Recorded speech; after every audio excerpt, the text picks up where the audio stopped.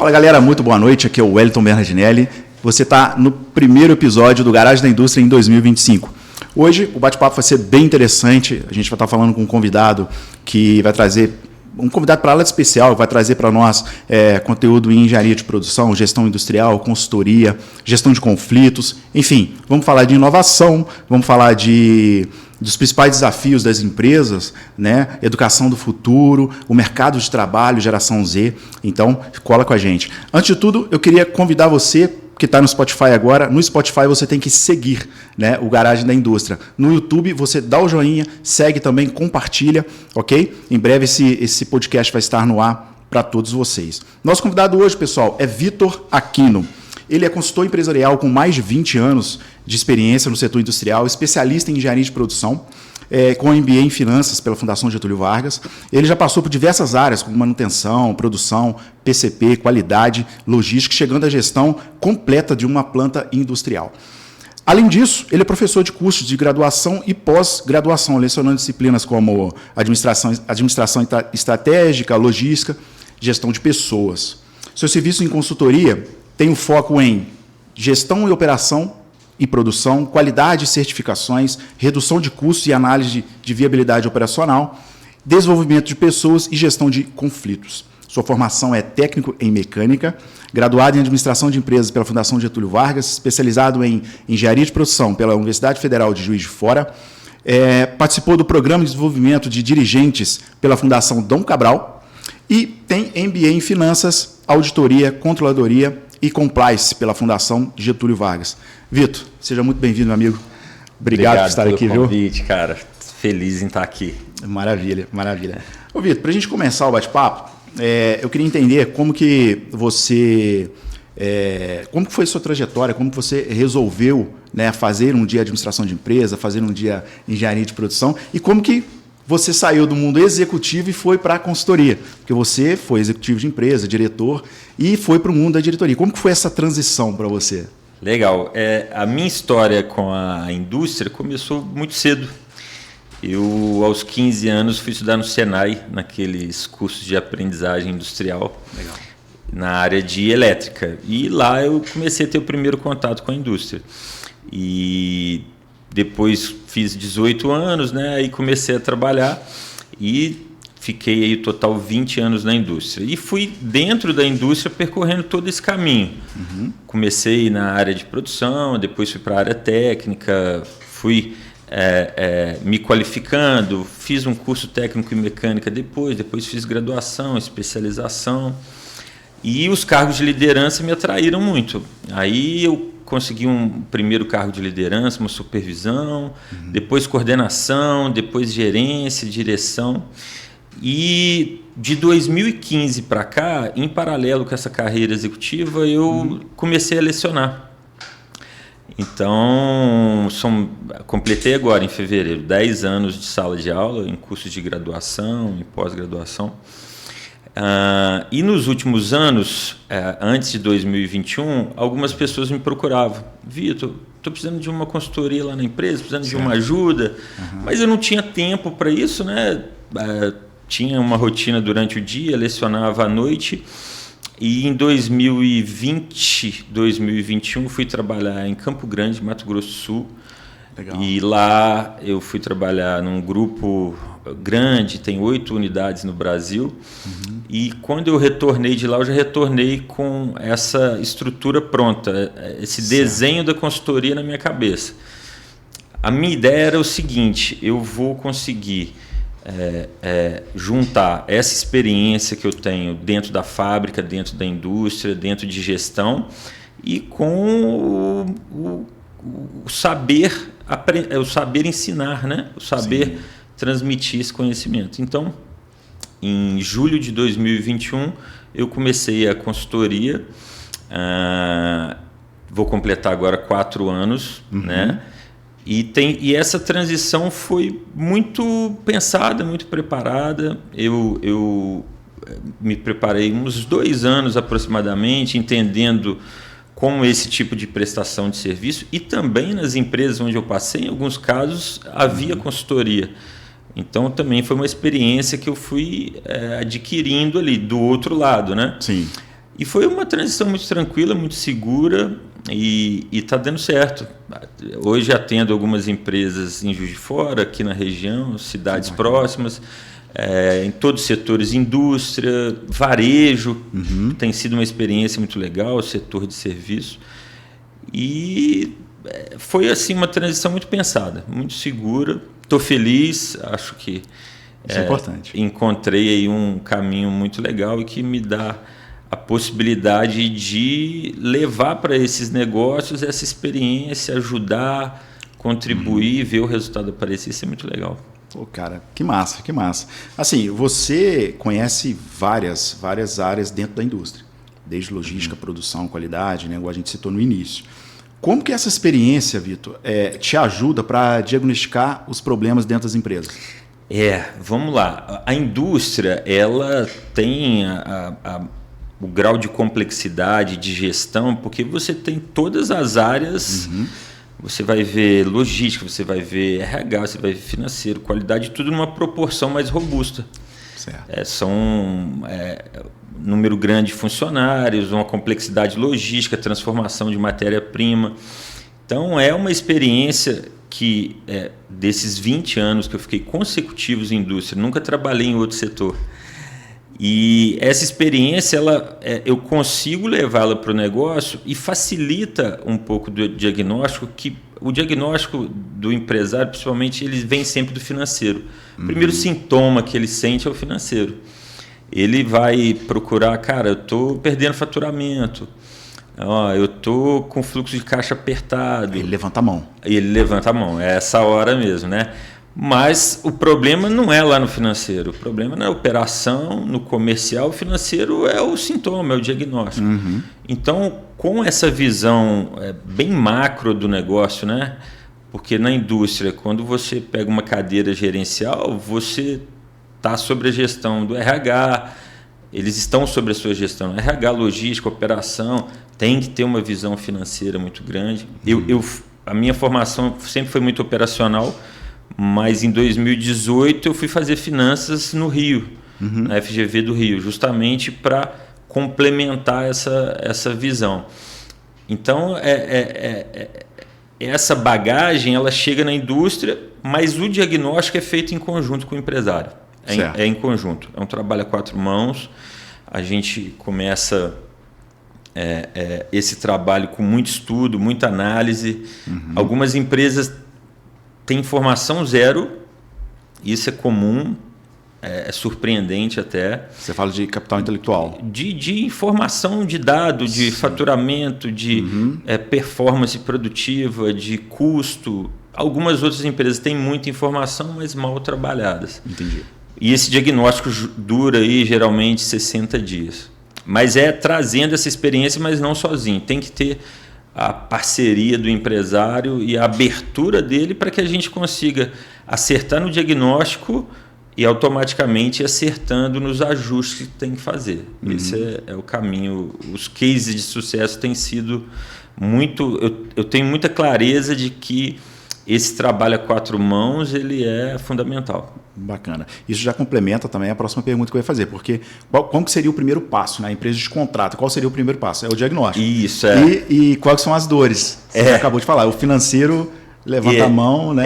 Geralmente o financeiro, mas algumas empresas procuram para melhoria. Eu tive um case muito interessante, uma empresa jovem, 8 anos de mercado, e me procurou: Vitor, eu quero criar aqui um plano de metas, eu quero criar alguns indicadores.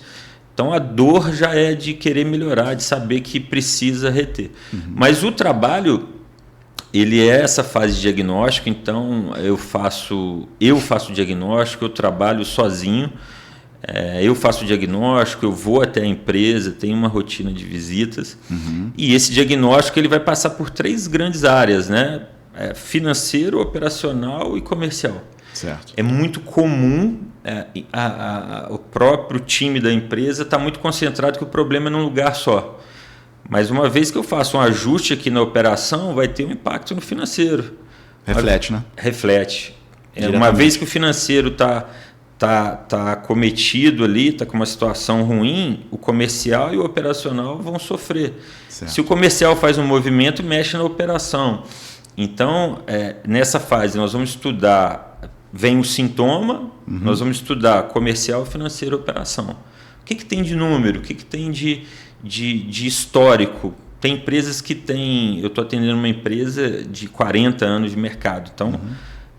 Passou por todas as crises, todos os governos, então tem uma história muito grande. Outras empresas mais jovens, 4 anos, 5 anos. Então você olha essa base histórica e começa a construir. Esse é o primeiro caminho. Feito esse diagnóstico, a gente vai começar o trabalho. Vamos começar por onde? Eu começo...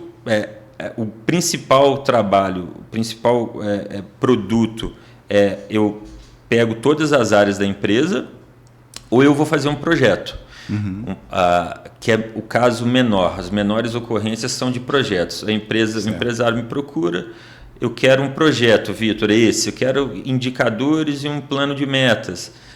Eu quero que você faça para mim a estrutura, minha parte comercial. Certo. Mas a maioria dos casos eu entro no negócio em todas as áreas. Eu tenho o suporte jurídico e um suporte de contabilidade, 2 parceiros, excelentes paralelo, né? parceiros, que são áreas que não são do meu domínio total, né? Principalmente a jurídica. Então eu entro no negócio todo. E aí lá dentro nós estabelecemos uma rotina. Alinhamento comercial, operacional e financeiro. Aí vamos estudar o departamento financeiro. O que você tem? Você tem fluxo de caixa, você tem DRE, você tem um RP, como está o índice de endividamento. A gente faz esses primeiros indicadores para entender, mapear. Vou na operação, que dificuldade, é produto, é qualidade. Vamos no comercial. Uma carência muito grande, Wellington. A parte comercial, tenho visto muita empresa muito carente de gestão comercial. Poucas empresas trabalhando positivação de carteira, retenção, política de relacionamento com o cliente. E aí, dentro dessas 3 áreas, a gente vai trabalhando com visitas semanais. Eu faço muito pouca reunião online. Eu gosto de ir na empresa, sentir, né? Sente a temperatura, ver o nível de estresse, né? Então, essa fase de diagnóstico. E o trabalho vai caminhando. Alguns parceiros, eu tenho empresas que estão comigo há 4 anos, desde quando eu comecei. Empresas 3 anos. Algumas de projeto, que a gente pega um projeto de 1 ano e entrega. Tem sido bem legal, E é um aprendizado para mim também, né? Massa. Eu mergulhei recentemente na indústria têxtil, que é uma indústria das mais velhas do mundo, né? Um nicho mais antigo. Né? Isso, e tem sido uma experiência legal. O varejo, a área de serviços, então está sendo muito legal para mim e para os clientes também. Tem sido uma troca muito boa. Legal. Para o empresário que está assistindo a gente agora, Vitor, ele, dentro da experiência, dentro do universo de empresas que você atende hoje, vários nichos diferentes, vários setores, né? Existe um erro mais comum entre elas, assim, que você pode passar para nós e para o empresário já identificar, olha... Tem isso? Existe um erro mais comum? Tem algumas... eu posso chamar de coincidências. A maioria das empresas brasileiras são de núcleo familiar, né? Essa é a maioria esmagadora, né? Sim. Então, é muito comum você ver um desalinhamento inicial já lá na estratégia, lá em cima.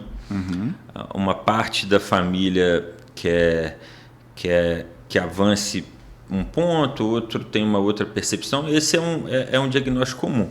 Mas para média e para pequena empresa, a ausência de gestão, uma coisa que é uma preocupação muito grande com indicador financeiro, faturamento, e tem muita coisa além do faturamento, né, para se gerir. Então, essa ausência de gestão, ela dá pela cultura do negócio, ela dá pela ausência também de mão de obra, né? A história das empresas, a empresa, vamos colocar uma empresa que faz 10 milhões mês de faturamento. O time que levou ela até 5 milhões talvez não é o time que vai cuidar de 10 e nem é o time que vai cuidar de 50.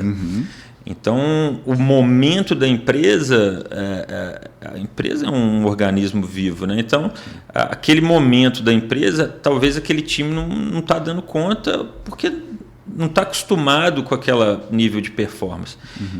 E muita ausência de número.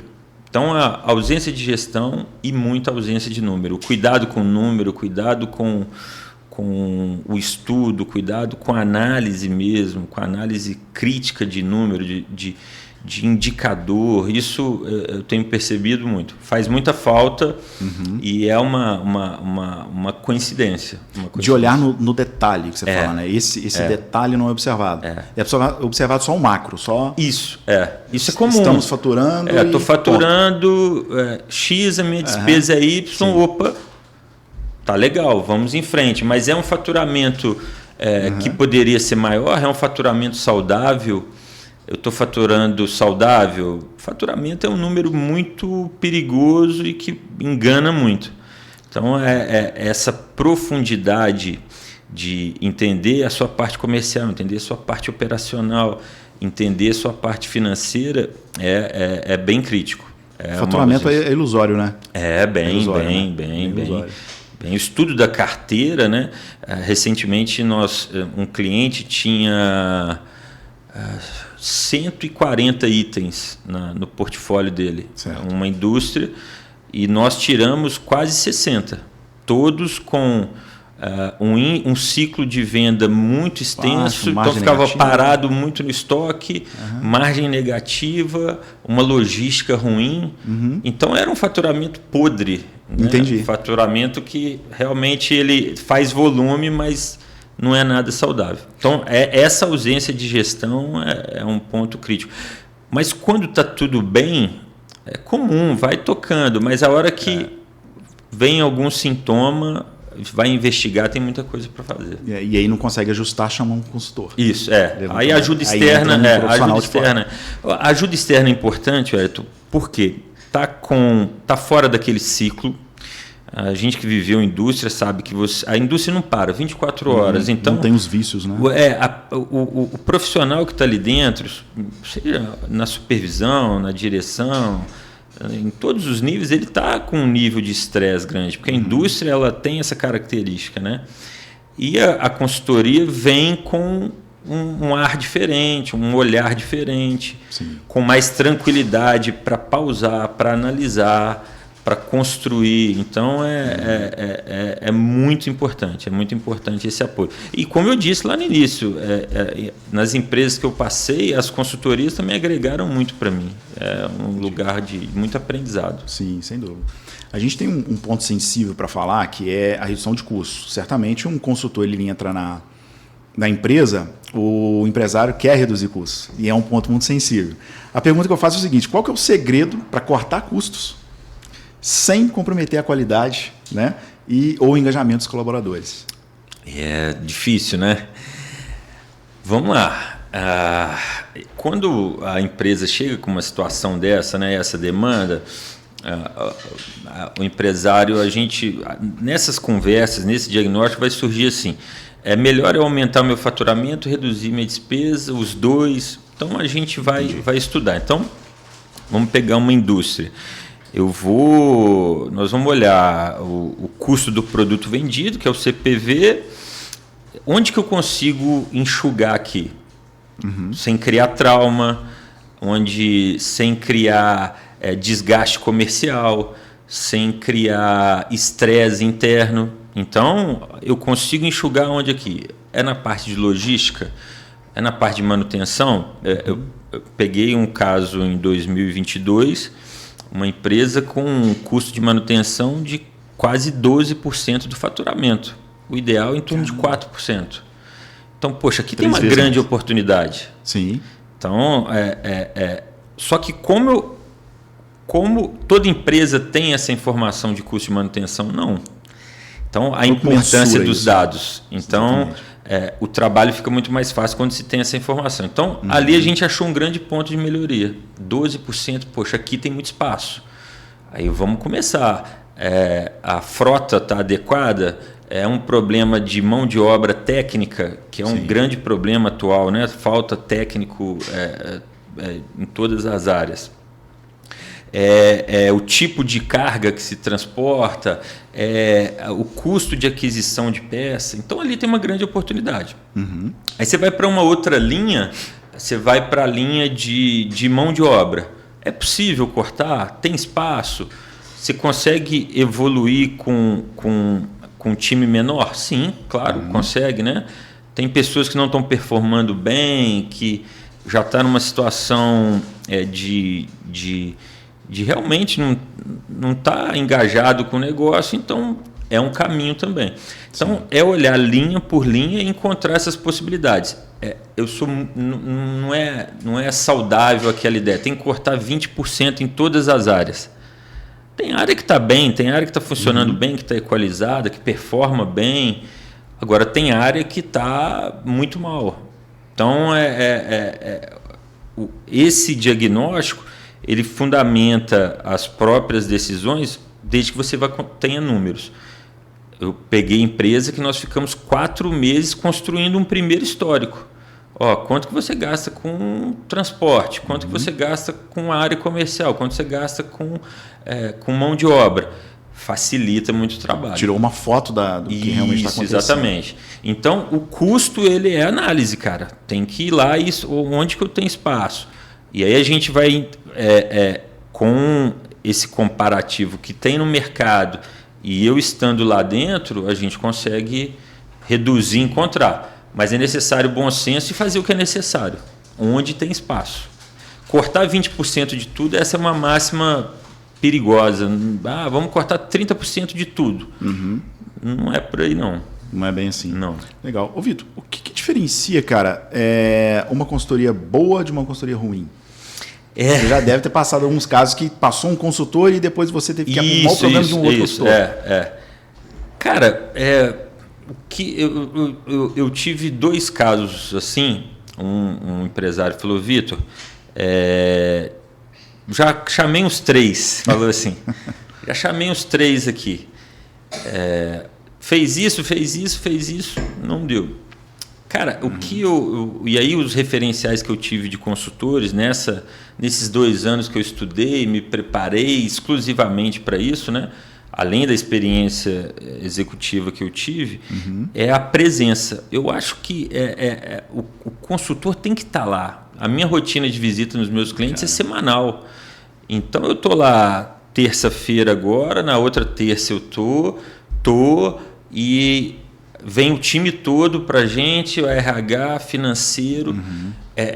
Eu acho que esse tipo esse formato, ele tem uma performance melhor. Presença. Do que uma visita muito espaçada. Poxa, depois que você está lá com um trabalho eu tenho um cliente de 4 anos que está comigo, desde o início, toda quarta-feira eu estou lá com ele, até hoje. Então, poderia ter um espaço maior? Poderia, mas essa presença, eu vou lá sentir a fábrica, como é que está a equipe, como é que ele está, a gente olha número, então eu acho que isso é um fator importante. Mas também tem muita gente no mercado vendendo consultoria sem experiência. Eu no início, eu até me questionei, falei, será que eu já tenho experiência suficiente para fazer consultoria, para ajudar os outros? Eu já tinha 20 anos de indústria e 6, 7 anos de sala de aula e eu me questionava, e ainda me questiono o tempo todo. Isso é bom para a gente nunca se acomodar, mas no mercado também tem muito modelo de consultoria, pessoas que não têm experiência ainda. E eu acredito muito nesse presencial. Eu acho muito importante estar lá. Pegando até com um gancho, aqui do que você falou de muita gente vendendo consultoria sem experiência, né? A gente entra num assunto agora que você acredita que o ensino à distância, tá? Vamos mudar um pouco e esse assunto é delicado, né? Hein? Para você que é professor, inclusive de pós e graduação, né? Ele pode preparar o funcionário tão bem quanto o ensino presencial? Ou funcionário não, né? Um aluno, né? Ou é o aluno mesmo que faz o curso dele, é o aluno que faz a... É um assunto delicado, né? Mas vamos lá, vamos enfrentar o assunto. Eu, Vitor, acho que não. Eu gosto do presencial, acho que o presencial tem muito mais aderência e muito mais consistência do que o ensino à distância. Tá? Então vamos falar do cenário da educação como um todo agora. Certo. Censo do ensino superior 2022. Os últimos 10 anos, o ensino à distância cresceu 1.700%. É absurdo o número de escolas à distância que tem de ensino superior. O presencial não cresce há 10 anos. Ele declina e a distância está lá. Então, é um formato que existe, está aí, as universidades, as faculdades, as escolas técnicas vão ter que se adaptar, O que eu vejo, né? Então eu estou em sala de aula desde 2015, então eu peguei um período que as presenciais estavam cheias e agora um momento que o presencial está mais vazio, né? Porque a opção do EAD ela tem um custo muito menor. Título de comparação, tem curso presencial aqui na cidade, que o valor da mensalidade do EAD é 1/5, 20%. E aí eu já conversei com alguns pais, os pais, poxa, Vitor, mas eu vou pagar 20% do que em tal lugar eu vou economizar o ônibus, eu vou economizar o lanche do meu filho e vou fazer. Tem esse viés. Então, é o cenário que tem hoje. Você tem uma pulverização enorme de cursos. Recentemente, eu numa consulta com uma médica de 65 anos, conversando sobre isso, vão abrir em 2025 327 novas escolas de medicina. O Brasil tem mais escolas de direito do que todo o resto do mundo. Então, aqui tem, acho que 1.200 escolas de direito. O resto do mundo tem 1.100. Talvez depois alguém confirme esse número. Então, esse é o cenário que tem hoje. Para o jovem, 18 anos, um curso de negócios, economia, administração de empresas, as engenharias, né? A engenharia ainda não está no EAD, né? Muitos cursos ainda estão conseguindo segurar. Mas é importante demais para esse jovem ele estar na sala de aula. Presença, que a gente Presença. falou. Ele está trocando com o professor, trocando com o colega, interagindo. E isso é muito válido. Eu já vejo diferença por ter... já dei aula EAD também, né? Na pandemia, forçadamente, e em um outro momento, numa pós-graduação. Para esse jovem, eu recomendo o presencial. Agora, vamos lá, tem um cara que já é sênior, uma profissional sênior, vai fazer um curso pequeno, específico, de 30 horas. Aí eu acho que o EAD funciona, ele vai funcionar. O nível de concentração, de maturidade desse profissional ali na frente do computador. O jovem tem muita distração hoje, né? Tem o celular, e tem isso, e tem aquilo. Então, para esse jovem eu recomendo. Os pais, às vezes, eu coordenei curso de graduação e pós-graduação por um tempo. Em conversa com os pais, eu sempre recomendo que o presencial é a melhor opção.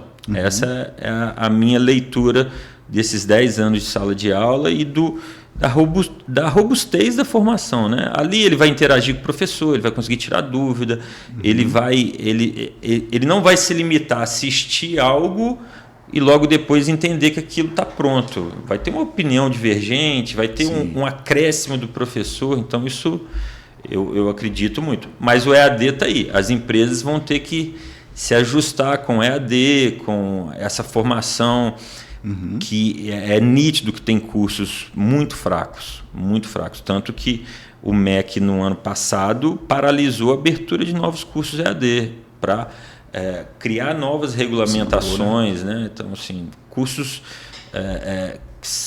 que dificilmente vai formar um profissional. Maravilha, maravilha. Para o profissional que quer se destacar no mercado, Vitor, qual que seria o melhor caminho, se tratando até de EAD mesmo, vamos passar por essa linha, né? Quais os cursos de tanto presencial ou tanto EAD você indicaria de curta duração para o cara ele se destacar? Por que eu estou te perguntando isso? Porque você está dentro das empresas, você está vendo a mão de obra intelectual que a gente falou antes. Né? E não tem jeito. São pessoas que fazem as coisas. Então, você tem a empresa é feita de gente. É gente. Né? Se tem gente boa, o resultado é bom. Exatamente. O que você indica? Gente boa e processo bom, acabou. Dá tudo certo. Dá tudo certo. O que você indica? Tanto EAD, você já se posicionou, né? Mas para o profissional que está ouvindo a gente agora, né? Que está correndo na praia, está escutando um podcast, enfim, poxa, eu preciso me especializar, eu preciso fazer algo. O que você indicaria? Cara, vamos lá. Eu gosto muito desse assunto de carreira. É um assunto bem interessante. E eu vejo pouca gente realmente estudando sobre a carreira e fazendo um planejamento de carreira, cara. Isso é muito raro. Então, a primeira coisa, assim, eu aprendi lá atrás com alguém que me falou e me explicou uma vez assim, emprego é diferente de carreira. E eu falei, caramba, eu fiquei pensando naquilo. Emprego é diferente de carreira. Emprego é onde você está momentaneamente. A sua carreira é algo que você vai construir. Sim. E o grande aprendizado é que carreira é algo cumulativo. Eu preciso agregar. Então, o destaque, os cases mais comuns, primeira coisa, entender as diferenças de carreira. Eu vejo pouca gente estudando isso e discutindo isso. Então, vamos pensar na área de negócios, né, que é o nosso foco aqui. Eu tenho uma carreira executiva e uma carreira analítica. Então, vamos lá. O que é uma carreira analítica? É aquele cara de planejamento, é aquele cara de dados, é aquele cara que o eixo de crescimento dele vai parar ali no especialista. Então, certo. Ele é analítico. Ele não vai gerir uma equipe muito grande, ele não vai cuidar de setores de produção, de logística.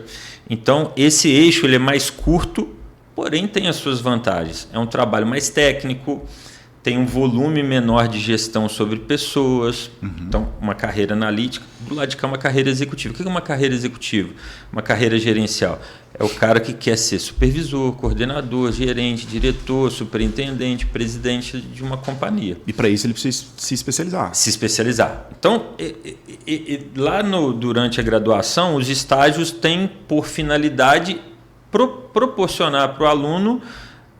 experimentei o mercado financeiro, fui no banco, experimentei a indústria, experimentei o RH, experimentei a parte de logística. Ele vai ali se localizando. E ele também lá ele vai começar a entender, liderança é um negócio difícil. Sim. Poxa, o meu chefe lidera 100 pessoas, está estressado, é cansativo, é 24 horas. Poxa, o cara lá do planejamento, do sistema de gestão da qualidade, de outras áreas, ele tem uma rotina menos estressante. Então, esse é o primeiro caminho. E aí, o que é muito importante, na minha opinião, é a questão do cumulativo. A transição de carreira é muito perigoso e é muito ruim a formação em uma área e a atuação em outra. Os cases de sucesso, né, é quando a formação acadêmica e a prática elas estão andando junto. Maravilha. E aí ele vai, como se fosse essa taça, ele vai acumulando experiências. Então, eu sou da área de logística. Então, poxa, me formei em administração de empresas, estou na área de logística, vou fazer uma especialização em supply chain. Vou entender de cadeia de suprimentos. Poxa, tenho que falar um outro idioma. Para fornecedores internacionais, mundo global, tenho que comprar e vou fazendo isso. Mas onde que se peca? O cara está lá na área de logística, mas ele gosta de finanças. Aí ele fala assim, vou fazer um MBA em finanças porque eu gosto. Então, o emprego dele está ali na logística e ele está trabalhando a carreira dele para o financeiro. Não tem problema nenhum, mas ele não está enchendo essa taça para um próximo passo. De prática que você fala. De prática e de acadêmico. Então, é como se ele pegasse uma segunda taça. Agora eu também sei finanças. É complicado isso, né, Vitor? Isso é complicado. Eu já vi erro, porque... mas eu quero ir para finanças. E está aqui, a hora que ele migra para o financeiro, ele começa aqui do zero, e abandona esse daqui no meio do caminho. Aí você vai fazer isso com 28, 30, 35, 40 anos, é perigoso. Aí você vai entrar aqui com 0. Então, os cases de sucesso, o cara é de operações, gerência de operações, engenheiro de produção, especializa em área de supply chain, aí vai fazer um programa executivo de operações e ele vai ganhando robustez naquilo. E paralelo ele vai assumir uma coordenação, uma supervisão, uma direção e ele vai fazendo isso. E esse é crítico, eu acho isso crítico. E é muito comum, alguns alunos às vezes chegam comigo e falam: professor, eu gosto muito, estou fazendo estágio no banco, mas eu gosto muito de RH. Eu queria ir para o RH. Então, poxa, vamos lá, vamos sair do banco, vamos tentar entrar numa empresa de RH, ou na indústria, que também lá tem um RH. Tem uma aluna recentemente que ela fazia estágio numa empresa de tecnologia, e aí ela, Vitor, eu queria mudar de área e tal. Eu falei, vai fazer um estágio na indústria, vai lá colocar um óculos de segurança, uma bota de segurança, vai ver aquele clima tenso rodando, e está há quase um ano apaixonada pela indústria, porque se identificou. Então, ela termina a graduação no final do ano, vai fazer alguma coisa na área, então vai começar a acumular, vai começar a fazer sentido isso. Então, essas duas diferenças é muito crítico, isso é muito crítico. E um outro problema de carreira é o profissional que ele está inflado de curso, de graduação, de pós-MBA, mas nenhuma prática. Entendi. Recentemente, conversando Gaveta cheia de diploma. Exato. E nenhuma vivência. Uma vivência muito pequena. Culpa dele, culpa do mercado, é um conjunto de fatores, né? Mas esse é perigoso também, porque fiz uma graduação, fiz uma pós, fiz um MBA, mas não andei, eu não gerenciei conflito, eu não tive time sobre a minha gestão, eu não cuidei de nenhuma estrutura, então isso também é um perigo. Então, os cases que eu presencio de sucesso eu somo na prática, somo no acadêmico, somo na prática, somo no acadêmico, e vou fazendo isso. Os colegas de alta performance que eu conheci, que durante a vida sempre, a tendência tem sido essa. Então, essa transição de carreira, não fazer esse estudo, as empresas, existe o plano de desenvolvimento individual, que é do indivíduo, do profissional, e tem o plano de carreira da empresa. Se a empresa não tem, ele tem que fazer o dele. Espera aí, eu tenho que fazer o meu. Exatamente. Eu vou fazer meu plano de... E tem que ter, Wellington, porque ali dos 25 aos 35, o seu grau de energia é a sua disponibilidade é outro. Depois dos 35, 40... Você já tem uma mobilidade mais reduzida, talvez já está com família, com filho, então o deslocamento menor. Depois lá dos 40, 45, já começa a questão do etarismo, então tem que ter muito cuidado com a carreira, muito. Eu vejo pouca gente planejando carreira e realmente estudando, colocando data, e entendendo às vezes um aluno, um conhecido, um amigo me procura, a empresa lá não tem nada a ver comigo. Cara, eu estudo a empresa. Por que ela não tem nada a ver com você? A cultura da empresa não está alinhada com o que você quer. Cara, planeja essa saída. Exatamente. Começa a procurar, né? Então, tem que ter muito cuidado com a carreira. Tem que ter muito cuidado. Eu, só trazendo um case, eu entrevisto muita gente, né, para vagas e tal, para trabalhar com a gente. E, assim, uma coisa que eu noto muito desses insights que você está dando aí, você está falando a prática, né? A pessoa vem com o currículo, vem para uma entrevista e assim, ela faz de tudo, menos o que a vaga pede que ele faça. Isso. Então assim, ele tem formação, outro dia eu entrevistei para produção, eu entrevistei um cara formado em cinema. Então assim, é uma coisa que, assim, eu falei, cara, por que você não dedica nessa área? É uma área fantástica, né? Por que não encontrar vagas, encontrar empresas, encontrar, sei lá, estágios nessa área que você tá. Não, eu gosto disso, tá? Mas, né, pode sim, igual você falou, por um curto período, né, trabalhar numa área diferente, mas em paralelo você tem que estar buscando. Fantástico. Quando essa pessoa me falou isso, eu nunca esqueci, isso tem provavelmente mais de 15 anos, emprego é uma coisa, carreira é outra. E é de fato, eu posso cuidar muito bem do meu emprego e não cuidar da minha carreira, esse é um perigo. Inúmeras pessoas cuidaram do emprego, acabou o emprego, a carreira desandou. Muita gente está cuidando da carreira e o emprego está. Então tem que ter muito equilíbrio com isso, ficar muito atento à empresa que você está, o que você projeta. Sim. E ter muito planejamento. Não deixar isso pelo fluxo normal, né? Não pode. Carreira é uma coisa muito importante, né?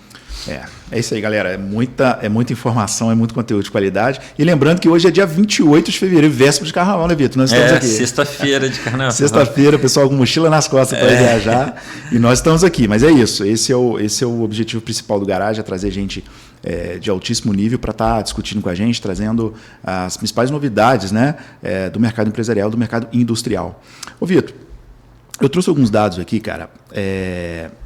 A gente falou há pouco sobre empresa familiar, né?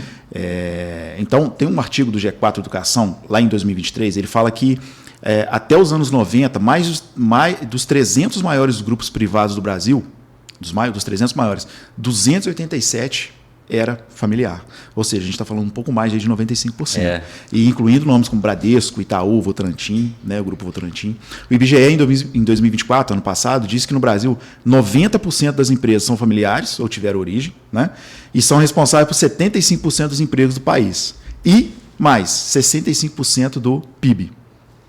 Eu fiz essa pesquisa aqui para conversar com você, porque, mas nessa longa caminhada, cara, dessas empresas familiares, elas esbarram aí numa pedra no caminho, num entrave, que é a sucessão. Então, para você que está dentro das empresas, falando de acordo com esses dados, mais de 95% das empresas do país, enfim, você acaba entrando, né, a cada 10 empresas você entra, 9 é familiar. De estar numa empresa familiar é essa. Aonde que você vê os principais problemas sobre sucessão? Porque suceder é diferente de herdar, né? Claro. Então, seria interessante você trazer para nós quais são os principais cases que você tem, até para o empresário que tem uma empresa familiar, entender o que ele pode trabalhar, né? Todos os meus clientes são empresas familiares. E aí no seu caso é 100%? 100%. Já atendi cooperativas e associações, mas 90%, maioria são familiares. Então, é um complexo, é uma história bem delicada. Então, vamos lá. A sucessão é um encontro de gerações, conflito de gerações. 2023 eu atendi uma empresa. Certo. De setembro de 23 a setembro de 24. Me procurou um dos proprietários, Vitor, meu faturamento está aqui, caiu o faturamento 10 anos seguidos, com 2 anos de... Então, em 10 anos, queda, se você pegar no geral queda, em 2 anos... 2020 deu um boom e 2018 outro. Fora isso, queda consecutiva. Então, e essa empresa tinha um avô de 75 anos, 2 filhos na faixa de 40 e um neto de 19. A esposa de um dos filhos está lá. Então, é esse ambiente. Isso é super comum, né? Sim. Super comum. Então, o primeiro ponto é esse conflito de geração. O que deu certo até aqui foi com o fundador, Sim. os filhos trouxeram até aqui, e chega um jovem digital, que é totalmente conectado, é outra... então, por exemplo, o neto quer que coloque e-commerce. Poxa, a gente tem que ter um Instagram gigante, a gente tem que ter marketplace, a gente tem que priorizar a venda online. A outra geração prefere o representante indo no cliente. Então, isso vai acontecer o tempo todo. Além disso, o que é comum é quando uma parte da próxima geração não está interessada no negócio. Isso também é comum.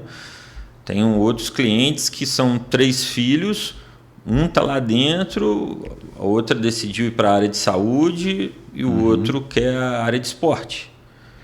E aí é conflito, porque esse que está dentro do negócio, poxa, eles estão aproveitando dos benefícios da empresa sem estar trabalhando. E eu estou aqui trabalhando, então tem isso. E todas têm um problema em comum, que é a dificuldade de gestão. Isso é fato, é fato. Porque a gestão, ela custa, a gestão tem custo. Então, e aí a proporcionalidade do negócio... Ela vai, empresa que fatura 10 milhões, empresa de 1 milhão. Eu tenho cliente de 12, 14 milhões por mês e tenho cliente de 1 milhão mês. A forma como a idade dessas empresas de 40, 30 anos, enxergam a gestão é diferente de quem vai enxergar, de quem é mais jovem. Que já está mais conectado com esse universo de número, de dados, de análise, de formação.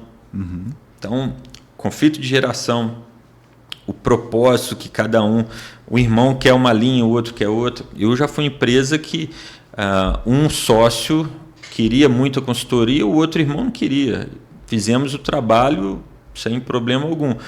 Então, esse ambiente de conflito, esse desalinhamento, ele reflete lá para baixo. Sim.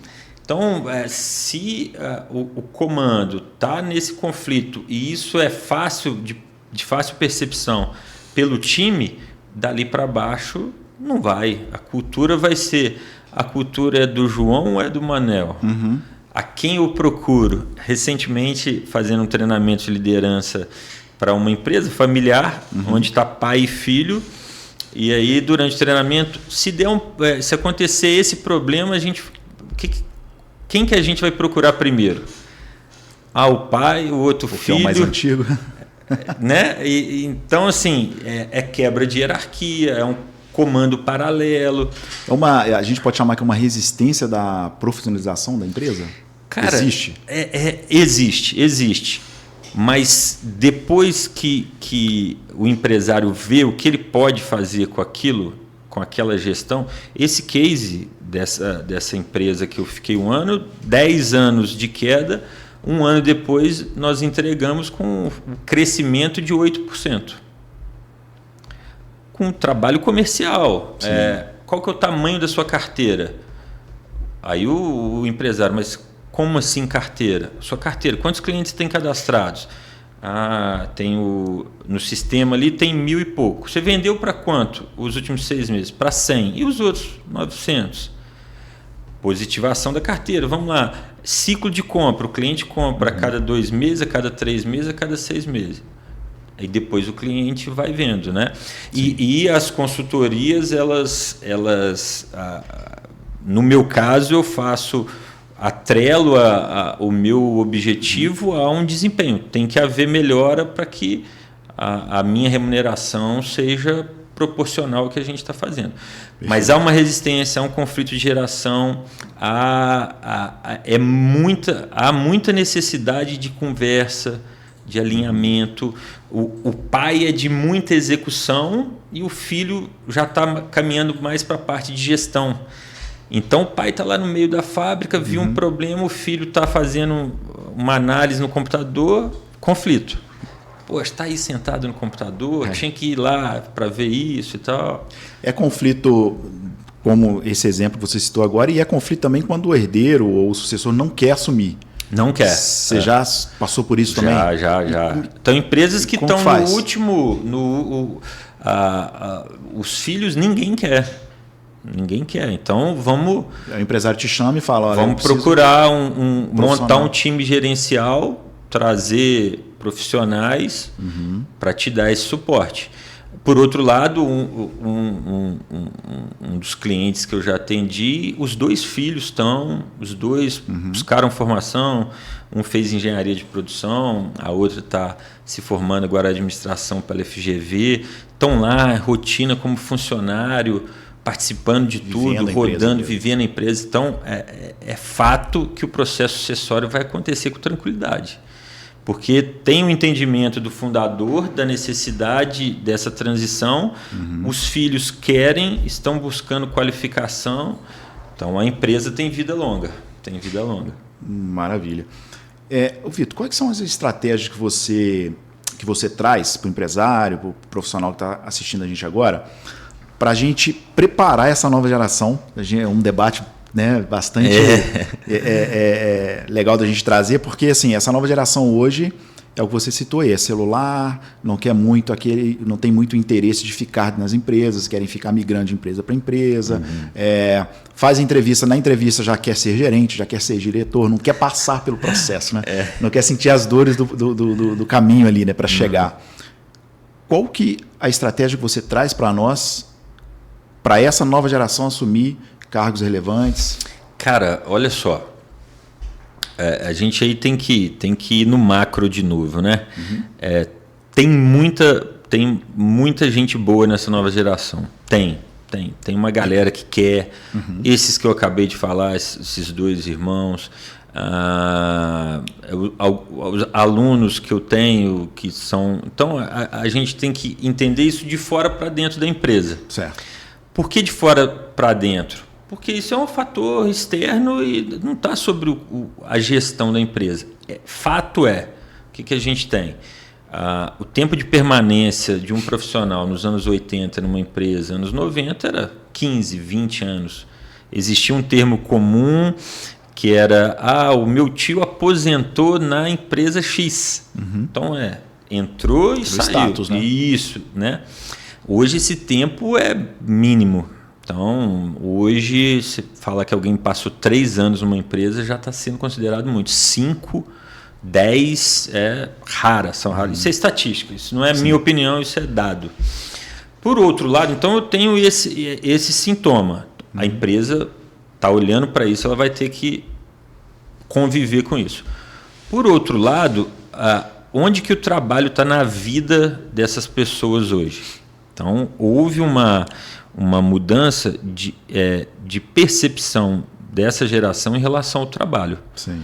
Onde que o trabalho está na minha vida? Ele está em primeiro lugar? A minha carreira está em primeiro lugar? Não. Hoje não. Hoje a prioridade são outras. E como que as empresas e as indústrias se adaptam a isso? Isso. Vamos chegar lá. Porque é muito fácil condenar. Outro dia eu ouvi alguém condenando a geração Z, né? Mas tem que entender o contexto. Certo. Então vamos lá. Hoje, para ele, o trabalho é uma coisa que está muito vinculado também ao prazer. Essa geração ela é mais livre do ponto de vista de... Eles gostam de transitar muito, eles preferem viajar, eles gostam de mobilidade, ok? Eles têm... Então, como que era o trabalho para um jovem nos anos 80, 90? Fonte de sobrevivência. Preciso trabalhar, tem que ir lá, tem que colocar, tem que fazer isso. Ainda é. Mas hoje, como ele olha antes da carreira, tem outras coisas. A vida pessoal dele, a qualidade de vida, que há aí, na minha opinião, algumas divergências, se é qualidade de vida ou se é um tempo ocioso que ele quer. Sim. Então, isso tem que fazer. Então, é o cenário que tem lá. Aí vem aquelas estatísticas de jovens que nem trabalham, nem estudam, sim, também é um outro problema. Tempo de permanência, outro diagnóstico. Então, está claro que é isso que está acontecendo no mercado hoje. Aí, vamos lá. Empresas, de um modo geral, as indústrias. Hoje, esse jovem não quer assumir um cargo de liderança. Esse é fato. Aí é a experiência de quem está lá dentro. Nós temos uma oportunidade para uma supervisão. Primeiro cargo de liderança ali. O jovem vai falar, o jovem recusa, não quero. Qual que é a análise dele? Eu vou ganhar um pouco mais, vou trabalhar muito mais, vou ter que chefiar, às vezes, pares, alguns que eram meus amigos. Sim. Eu não quero isso. Eu não quero isso. As gerações anteriores, eu quero. Então, não é generalizar, mas esse é o tipo de conflito que tem. O ambiente para ele é muito mais importante do que para as gerações anteriores. Então, o ambiente tem que ser saudável, o ambiente tem que ser amistoso. Eles valorizam o propósito, né? Isso. Então, como que eu vou gerar resultado com o mínimo de pressão possível, o mínimo de estresse? E esse é o desafio das empresas. Então, as empresas estão se arranjando. Acho que ninguém está pronto ainda, né? Isso está acontecendo. Então, quando começa a criar políticas na empresa de valorização do trabalho, de reconhecimento, de uma cultura, e a cultura é assim, eu visito empresas, eu estou com hoje 8 empresas atendendo. Então, você vai numa empresa, tem uma cultura muito forte, positivamente, outras a cultura está no momento negativo, então isso influencia. Então, o nível de tolerância deles é menor. Então, esse ambiente aqui, para mim, ele não é saudável. Então, realmente, ele vai trocar. Então, o custo de mudança para ele é menos doloroso do que para a geração anterior, que era, poxa, eu não posso trocar de emprego, tenho que ficar aqui. Nós ficávamos inseguros, né? Sim. Eu estou com 40, vou fazer 43 anos, eu trabalhei só em 4 empresas. 10 anos numa e as outras um tempo menor. Eu dou aula há 10 anos no mesmo lugar. Então, isso é a característica da minha geração. Do público passado, exatamente. Então, o que as empresas estão fazendo? Aí, eu fui numa empresa recente que eu tenho ido, né? A gente começou um trabalho lá em abril do ano passado, e eles têm uma cultura um ambiente muito saudável, muito mesmo. O escritório é muito bem muito bem construído, foi feito uma iluminação que gere conforto. Ele tem um lugar que eles chamam de descompressão, onde tem um momento para fazer, tem liberdade. E aí é o desafio, Hélito, eu tenho esse ambiente, mas eu preciso de estresse. Eu preciso de estresse, de resultado. Então, as empresas estão justamente se arranjando. Essa empresa, o proprietário, que é a segunda geração, numa conversa comigo, ele falou, a gente aqui não aperta muito, usou esse termo, a gente não aperta muito. Entende-se que essa geração, esse profissional novo, ele gosta do desafio, mas a forma como você vai colocar esse desafio tem que ser de uma forma diferente. Tem que ser dosada. Senão ele vai embora. Ele vai embora. O nível de troca é absurdo. É absurdo, falando de número, mas é o comportamento atual, é isso que tem que fazer. Então, cuidar desse ambiente, cuidar dessa saúde emocional desse time, colocar desafios de uma forma que ele entenda isso como um desafio e não como um desgaste, um excesso, uma pressão, né?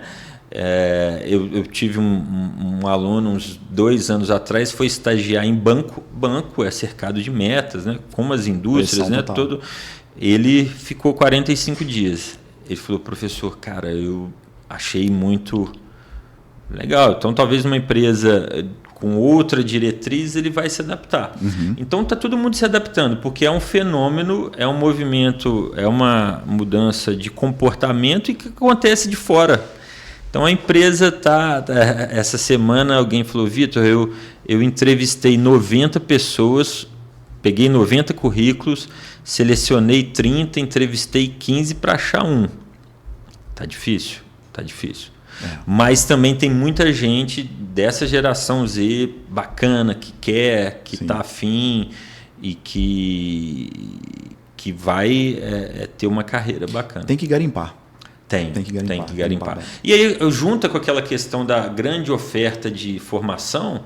Então você tem muita oferta de mão de obra formada, qualificada, e com esse comportamento, então as empresas estão tendo muito trabalho com isso. RH, e aí o trabalho da cultura da empresa, o quanto eu posso ser leve e agradável, o quanto eu posso pressionar.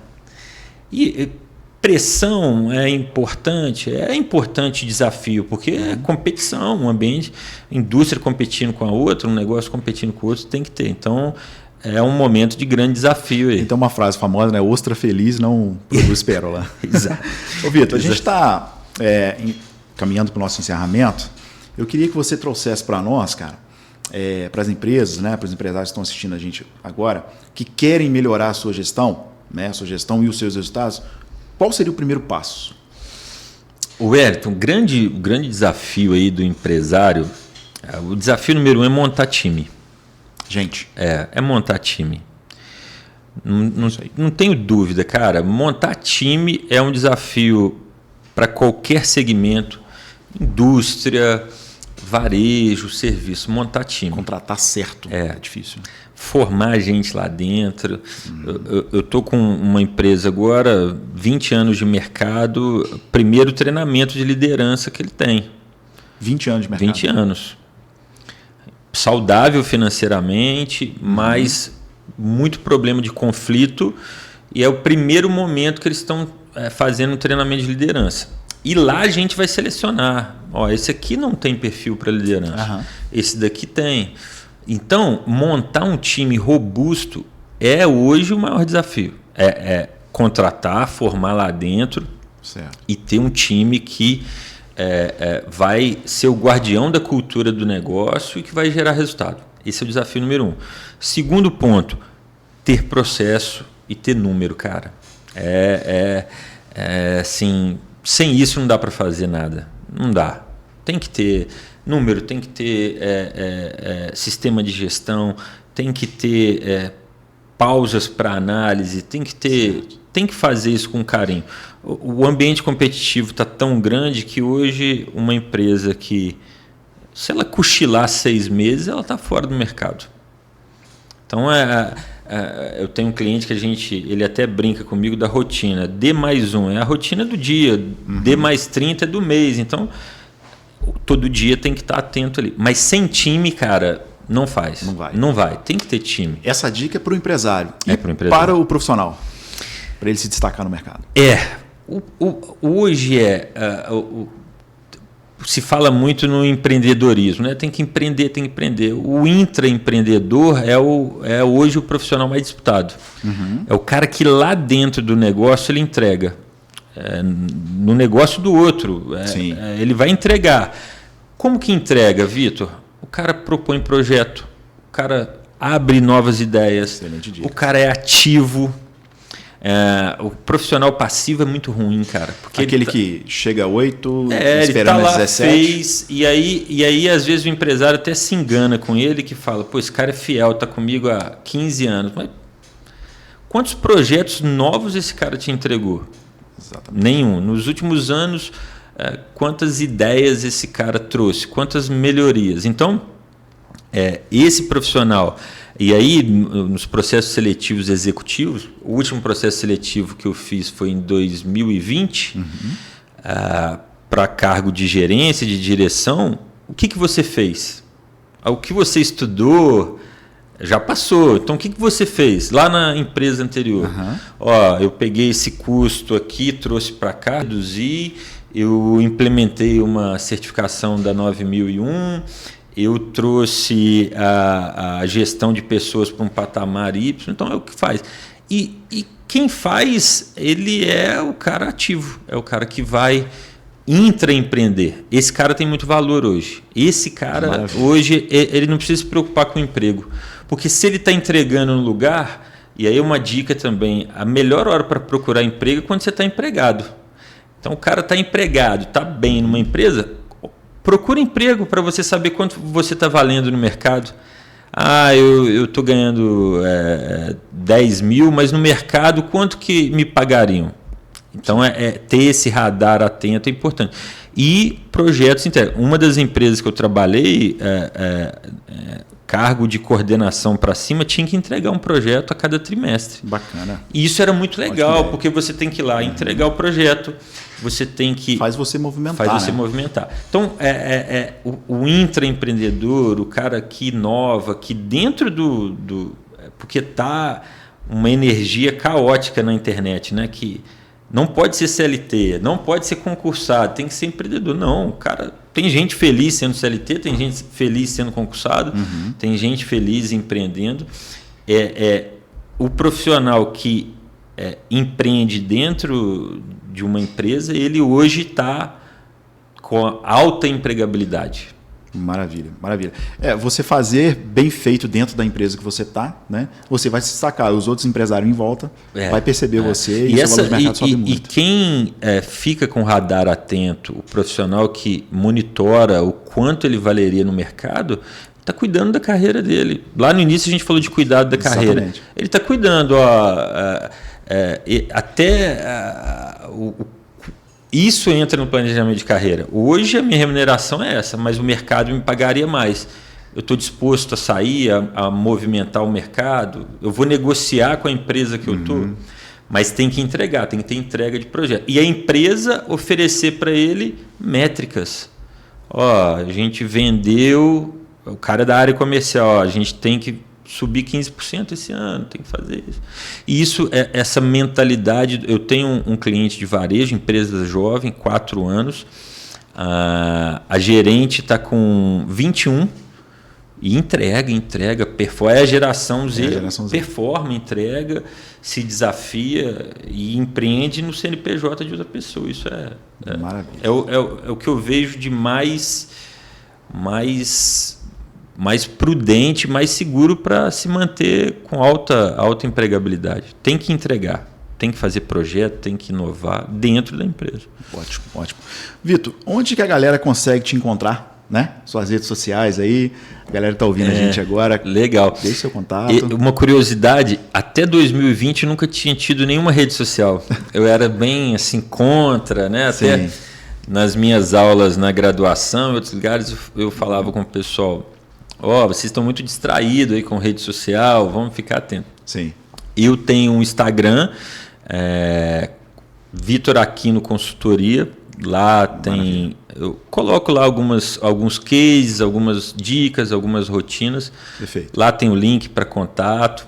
Eu estou atendendo hoje Juiz de Fora, São João Nepomuceno, Ubá, atendo essa região aqui. Sempre presencialmente e em todos os segmentos.